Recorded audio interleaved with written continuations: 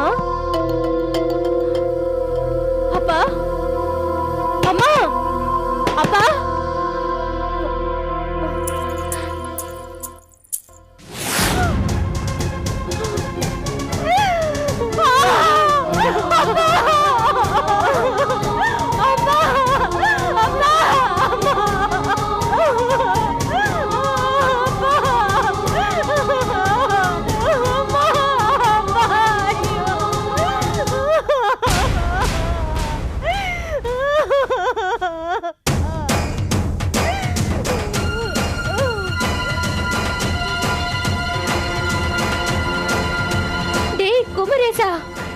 என்ன அனாதையாக்குன உன்னை உயிரோட விட மாட்டேன்டா, உயிரோடவே விட மாட்டேன்.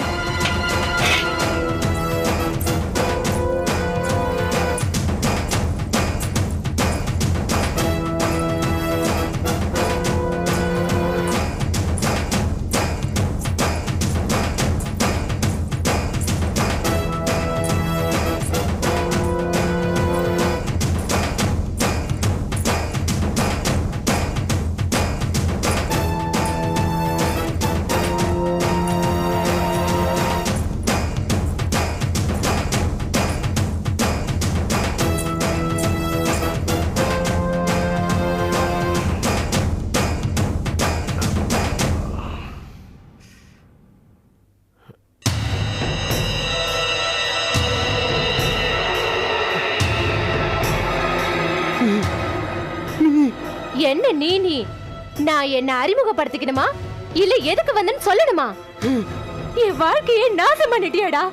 நான் உன்னை கொல்லாம விட மாட்டேன்.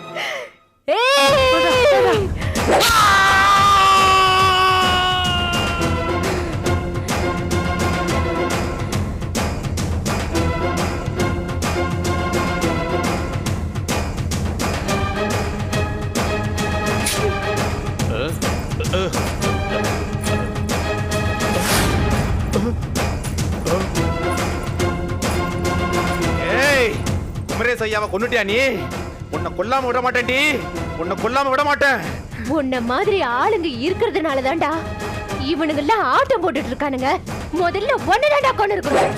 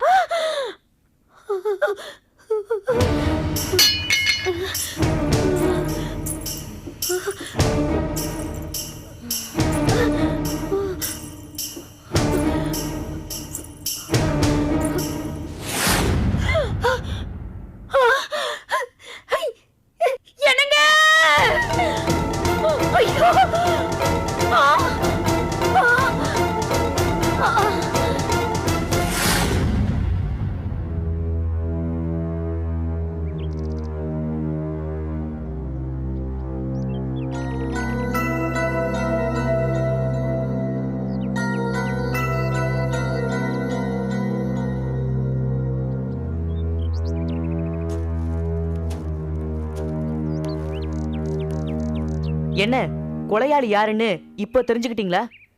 ஒரு நிரபராதியை தண்டிக்க துணிஞ்சு குமரேசன் ஐயா பண்ண பாவத்தை விட பெரிய பாவத்தை பண்ண பாத்தீங்களே. இனிமேலாவது சந்தர்ப்ப சூழ்நிலைகளை வச்சு தீர்ப்பு சொல்லாம உண்மைய அலசி ஆராய்ஞ்சு தீர்ப்பு சொல்லுங்க. மூசா, உண்மையை சொன்னா ஓலச்சுவடியும் கிடைக்காத அந்த நேரத்துல இவங்க வேற என்ன தீர்ப்பு சொல்லி இருக்க முடியும்? இவங்க மேல எந்த தப்பும் இல்ல. இருந்தாலும் குமரேசன் ஐயாவோட மறுபக்கம் தெரியாம நாங்க அவர் மேல வச்சிருந்த மரியாதையை மட்டும் வச்சு இப்படி ஒரு தப்பான தீர்ப்பை சொல்லிருக்க கூடாதா? நம்மள தயவு செஞ்சு உங்களை கொலைப்பழிக்கு ஆளாக்குன இந்த ஊரையும் இந்த பஞ்சாயத்தையும் மன்னிச்சிருங்க. நம்மள ஐயா, என்னையா நீங்க பெரியவங்க, நீங்க என்ன வார்த்தை எல்லாம் பேசுறீங்க? நான் எதையுமே மனசுல வச்சுக்கலையா. இனிமே தீர்ப்பு சொல்ற இடத்துல அண்ணாமலையும் சோடியும் இல்லாம இங்க எந்த பஞ்சாயத்தும் நடக்க கூடாது. அமைதியா இருங்க. இனிமே அண்ணாமலை இல்லாம இந்த ஊர்ல பஞ்சாயத்து நடக்காது.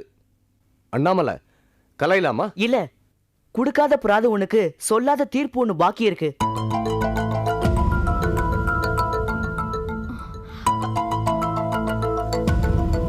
மாறி கெட்டு போயிருந்தாலும் கொலைகாரியா இருந்தாலும் அவ வயித்துல வளர்ற வாரிசு எந்த பாவமும் பண்ணல. மாறி ஜெயிலுக்கு போன பின்னாடி அந்த குழந்தையோட நிலைமை என்ன? அந்த அழுகிற குழந்தையோட பசிக்கு இந்த பஞ்சாயத்து என்ன பதில் சொல்லுது?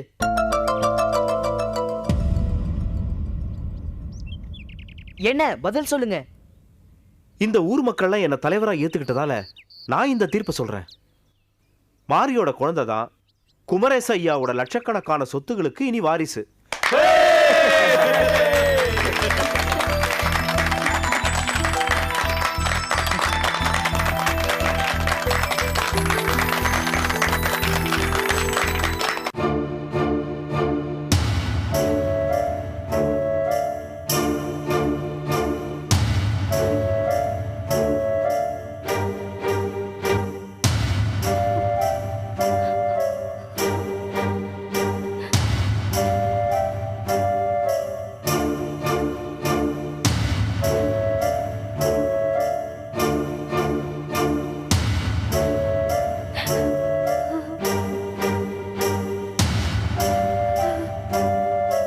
சரி, ஊர் உலகத்துல யார்தான் தப்பு பண்ணல? உண்மைய உணர்ந்த பின்னாடி திருந்தி வாழ்ந்தா சரி. நான் பண்ண தப்ப உணர்ந்துட்டேன் அத்தை. நான் திருந்திட்டேன். காவேரி, அம்மா இல்லாம அத்தையோட அரவணைப்புல வளர்ந்த நீ அத்தைக்காக உன்னோட வாழ்க்கையை இழக்க துணிஞ்சது நீ அவங்க மேல வச்சிருக்கிற பாசத்தை தான் காட்டுது.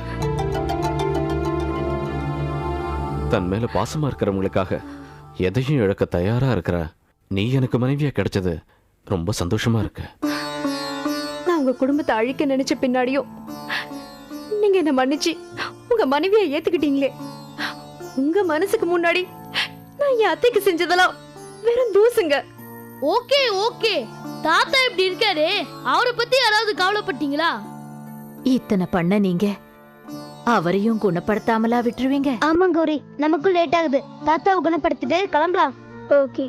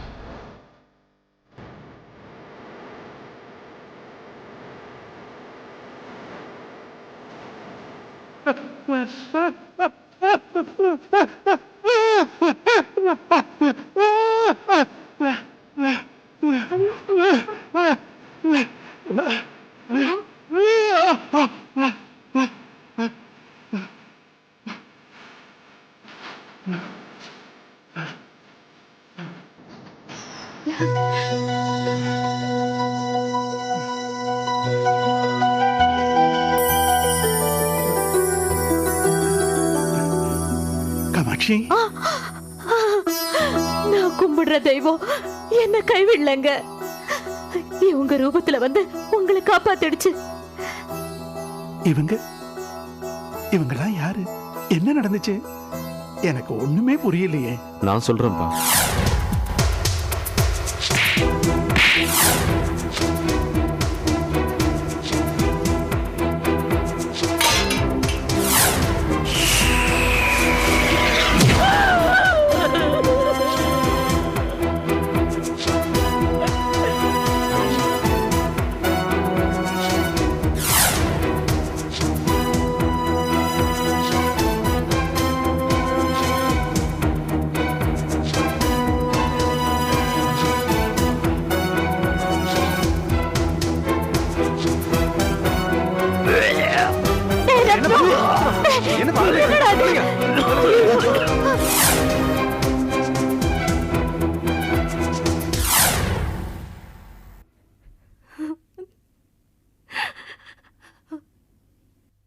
என்ன மன்னிச்சிடுங்க மாமா.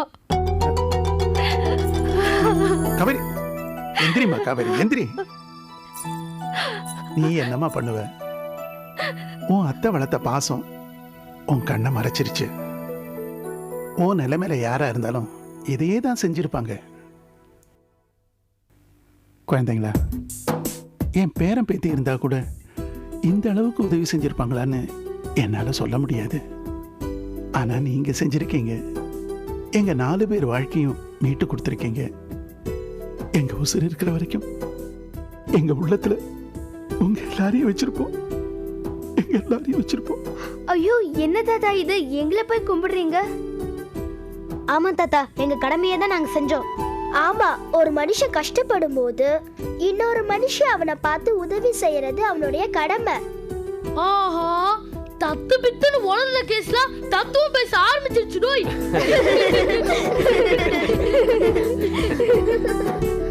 அப்ப சரி தாத்தா, நாங்க கிளம்புறோம். போயிட்டு வாங்க. போயிட்டு வாங்க. பை.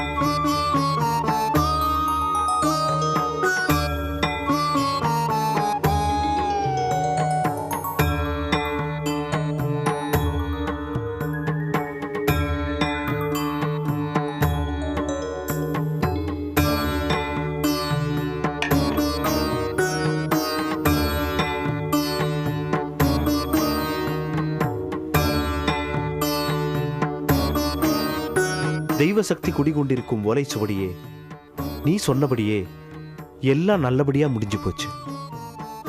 பரிகாரமே இல்லைன்னு நீ சொன்னதுக்கு அப்புறமும் ஒன்ன நம்பாம குமரேச ஐயா மேல இருந்த அபரிமிதமான நம்பிக்கையில ஒரு நிமிஷம் புத்தி தடுமாறி போய் மலையனோட மாந்திரிக பூஜைக்கு சம்மதிச்சேன். அதை தொடர்ந்து ஒன்ன இழந்து குடும்பத்தை விட்டு பிரிஞ்சு கொலைப்பழிக்கும் ஆளாயி எத்தனையோ நாள் மறைஞ்சு வாழ்ந்து எவ்வளவோ துன்பங்கள் அனுபவிச்சிட்டேன். தெய்வத்தை நம்பாம மனமாச்சரியங்களோட நடமாடுற மனுஷங்களை நம்பினா என்ன ஆகும்னு எனக்கும் ஏன் மூலமா மற்றவங்களுக்கும் நீ எடுத்து காட்டிட்ட. இந்த உலகத்துல 10 கெட்டவங்களுக்கு மத்தியில ஒரு நல்லவனும் வாழறாங்கிறத உன்னை மீட்டு கொண்டு வந்த மூசா மூலமா நீ எனக்கு உணர்த்திட்ட. இனிமே எக்காரணத்தை கொண்டும் நீ எங்களை விட்டு பிரியாம காலாகாலத்துக்கும் எங்களை வழி நடத்தணும்.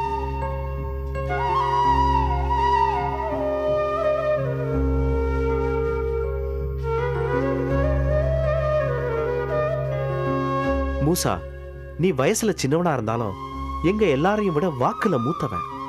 உதவி கேட்டா ஓடி போற உறவுக்காரங்களுக்கு மத்தியில நான் கேட்காமலேயே என் நிலைமை எரிஞ்சு என் மேல விழுந்த பழிய தொடச்சது மட்டும் இல்லாம ஓலைச்சுவடியை மீட்டு கொடுத்த உன்னை என் குடும்பம் உயிருள்ள வரைக்கும் மறக்காது. ஐயா, பசிக்காக மீன் அழுக்குகளை சாப்பிட்டு குளத்தை சுத்தப்படுத்துது. அதை பொறுத்த வரைக்கும் அழுக்கு அதுக்கு உணவு. ஆனா பாக்குறவங்களுக்கு அது தியாகம். என்னுடைய நிலைமையும் அதுதான். நான் அன்னைக்கே சொன்ன மாதிரி பூதலோகத்துல அற்புத விளக்குக்குள்ள அடப்பட்டு கிடக்கிற என்னோட தாத்தா அலாவுதீனை மீட்கிறதுக்காக 5 சுவடிகளை தேடி பூலோகம் வந்தன்னா 4 சுவடிகளை படிச்சுட்டு 5ஆவதா உங்களோட சுவடியை தேடி வந்தப்பதான் சுவடியும் நீங்களும் இவ்வளவு பெரிய சிக்கல்ல இருக்கிறத நான் உணர்ந்தேன். நான் மந்திர வாக்கியத்தை படிக்கிறதுக்காகவே தான் சுவடிய போராடி மீட்டேன். நான் உங்களுக்கு செஞ்ச இந்த உதவியில என்னோட சுயநலமும் கொஞ்சம் இருக்குதுங்க. இத நீ சுயநலத்தோட செஞ்சிருந்தாலும் இது பொதுநலம் மூசா. உயிருள்ள வரைக்கும் நாங்க இதை மறக்கவே மாட்டோம். என்னங்க, அந்த சுவடிய நீங்க மனப்பூர்வமா எடுத்து மூசா கிட்ட கொடுங்க. மூசா மந்திர வாக்கியத்தை படிக்கட்டும். கொடுக்குற வசந்தா.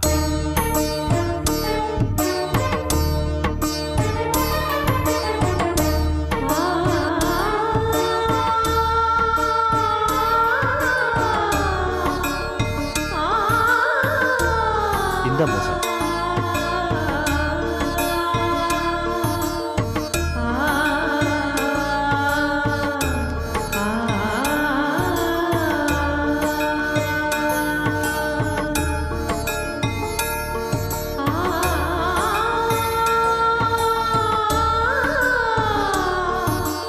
பூதநாத வேத சாபரூபா பூதநாத வேத சாபரூபா பூதநாத வேத சாபரூபா.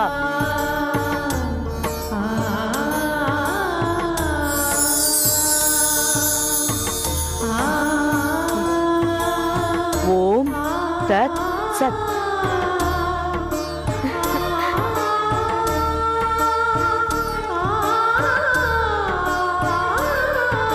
இந்தாங்கய்யா, படிச்சுட்டேன்.